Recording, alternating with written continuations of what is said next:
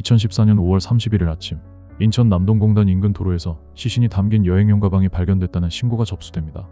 신고를 받은 경찰은 곧바로 과학수사팀과 현장으로 출동했습니다. 시신이 담긴 가방은 담벼락 바로 옆 길가에 놓여 있었습니다.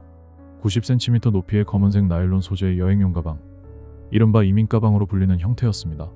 겹겹이 쌓인 부직포와 비닐을 제거하자 알몸 상태의 상반신만 남은 남성의 시신이 발견됩니다. 피해자는 40, 50대로 추정됐고 허벅지 아래가 절단된 상태였습니다. 절단 부위의 뼈와 조직에 남아있던 일정한 간격의 톱날 자국은 전기톱이 사용됐을 가능성을 보여주는 중요한 단서였습니다. 상반신에는 총 26곳의 자창이 있었으며 치명상은 등과 목 부위에서 확인됐습니다. 특히 카리 등을 관통해 간까지 손상된 점으로 보아 범행에 사용된 흉기는 칼날의 길이가 15cm 이상의 폭이 좁은 형태의 칼로 추정됐습니다. 하지만 저항의 흔적인 방어는 왼손에 단 한 곳뿐이었습니다. 피해자는 공격을 예상하지 못한 상태에서 기습을 당한 것으로 보입니다. 또한 칼이 꽂힌 각도로 밀어볼 때 피해 남성은 1차 공격으로 쓰러진 뒤 추가 공격을 당한 것으로 보입니다. 피해자는 인천에 거주하던 51세 프리랜서 프로그래머 김모 씨. 시신이 발견되기 사흘 전 이미 아내로부터 실종 신고가 접수된 상태였습니다. 김 씨는 5월 26일 오후 2시 사업 관련 면접을 보기 위해 서울에 다녀오겠다며 집을 나섰습니다. 종종 있던 일정이었기에 아내는 별다른 의심을 하지 않았습니다. 그날 오후 5시 40분 늦지 않게 들어가겠다는 문자를 마지막으로 연락은 끊겼습니다. 다음날 아내는 실종 신고를 했고 파주의 한 자동차 극장 인근 도로변에서 김 씨의 차량을 발견합니다. 차량 내부에서는 별다른 특이점이 확인되지 않았고 블랙박스는 자유로 진입 직전 전원이 꺼진 상태였습니다.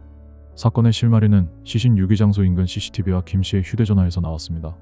가방이 발견되기 전날 밤 시신이 유기된 장소에서 약 40m 떨어진 건물 CCTV에는 담벼락 앞에 약 7분간 정차했던 차량 한 대가 포착됩니다. 역광으로 인해 신원은 확인되지 않았지만 차량에 타고 있던 누군가가 시신이 담긴 가방을 유기한 것으로 보였습니다. 차량을 역추적한 결과 해당 차량은 미국 시사의 은색 차량으로 특정됐습니다. 그리고 김 씨가 실종 당일 오후 5시 10분 끝자리가 7779인 번호로 메시지를 보낸 사실이 확인됩니다. 이후 짧은 통화가 있었고 오후 5시 40분 아내와의 문자 이후 추가 발신 기록은 없었습니다. 7779번의 명의자는 사건 당시 35세였던 고미수, 주소지는 파주였고 해당 차량의 소유자였습니다. 두 사람은 사건 전날 밤 채팅 사이트를 통해 처음 연락을 주고받은 사이였습니다. 사건 당일 오후 5시경 김 씨는 파주의 한 자동차 극장 인근에서 고 씨를 만납니다. 자신의 차량을 도로변에 주차한 뒤 고 씨의 차에 올라탔습니다. 두 사람이 향한 곳은 파주의 한 무인텔. 주차장 CCTV에는 두 사람이 함께 객실로 향하는 장면이 찍혀 있었습니다. 고 씨의 모습이 다시 포착된 것은 다음날 오전 11시 33분. 그녀는 혼자 차량을 몰고 나와 김 씨의 카드로 주유를 하고 금은방 여러 곳을 돌며 약 800만 원 상당의 귀금속을 구매합니다. 8시간의 외출을 마치고 모텔로 돌아온 고 씨는 한동안 객실에 머물다 자정을 넘긴 새벽 2시 다시 주차장으로 내려옵니다. 차량에서 비닐에 쌓인 여행용 가방을 꺼내 객실로 옮기는 모습이 포착됩니다. 그로부터 약 5시간 뒤인 아침 7시 55분 고 씨는 안에 무언가가 가득 담긴 듯 부피가 커진 가방을 끌고 나와 차량 뒷좌석에 싣고 모텔을 빠져나갔습니다. 과학수사팀이 두 사람이 머물렀던 객실을 감식하기 위해 루미놀 시약을 뿌리자 바닥과 벽 곳곳에서 형광 반응이 확인됐고 욕실 바닥에서는 살점으로 추정되는 조직이 발견됐습니다.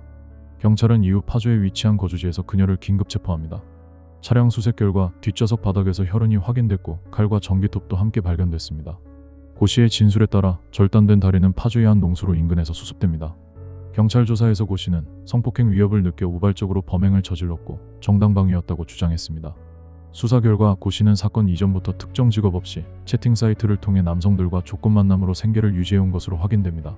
휴대전화 복원 결과 고 씨는 6개월간 90명 이상의 남성과 연락했고 그중 26명과 실제 만남이 있었던 것으로 드러났습니다.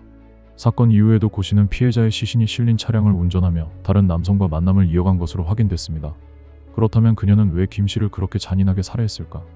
당시 고 씨는 수천만 원의 빚에 시달리며 보증금까지 잃고 거주하던 집에서 쫓겨난 신용불량자였습니다.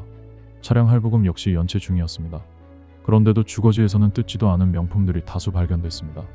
하지만 수사 결과 이번 범행의 주목적은 돈이 아니었던 것으로 판단됐습니다.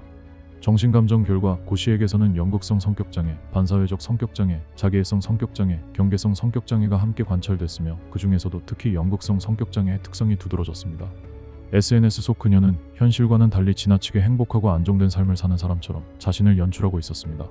전문가들은 이를 타인에게 보여주고 싶은 자아를 과장되게 연출하는 연극성 성격장애의 특성으로 해석합니다. 이 성향은 감정 표현이 과장되고 충동적이며 자기중심적입니다. 또한 주변의 관심과 시선을 받으려는 욕구가 강해서 성적 매력을 드러내고 싶어 합니다. 이는 타인의 관심과 호감을 가장 확실하게 얻을 수 있는 방식이기 때문입니다. 고 씨가 조건만남을 지속해왔던 배경 역시 이러한 특성과 무관하지 않은 것으로 보입니다. 경찰 조사에서 고 씨는 과거 연인에 대한 이야기를 꺼냈습니다. 조건만남으로 만난 남성과의 연인 관계로 발전했고 그로부터 매달 금전적 지원을 받아왔다고 합니다. 하지만 사건 몇 달 전 갑작스러운 이별 통보와 함께 경제적 지원이 끊기면서 극심한 불안 상태에 빠졌다고 진술합니다. 전문가들은 이때 형성된 분노와 상실감이 전혀 다른 대상에게 향했을 가능성을 제기합니다. 적대감의 실제 대상은 과거 연인이었지만 김 씨에게 그 감정이 전이돼 보복이 이루어졌을 가능성이 있다고 분석했습니다. 전기톱을 사용한 시신 훼손 역시 극단적인 방식으로 타인의 시선을 끌고자 하는 욕구가 반영됐을 가능성이 있습니다. 더욱 소름 끼치는 사실은 피의자 신문 당시 훼손된 시신 사진을 보던 고 씨가 웃음을 참지 못해 손으로 입을 가린 채 한참 동안 웃었다는 점입니다. 고 씨는 범행 일부를 인정하고 심신미약을 주장했지만 법원은 범행 수법의 잔혹성 등을 고려해 징역 30년을 선고했습니다. 이 사건은 채팅 사이트와 무인텔 같은 익명성을 제공하는 서비스들이 얼마나 범죄에 취약한지를 보여주는 사건이었습니다. 일각에서는 피해자를 희생자로만 보기는 어렵다는 시선도 존재합니다. 그의 행동은 도덕적으로 비판받을 여지가 충분합니다. 그러나 살인은 어떤 경우에도 정당화될 수 없습니다.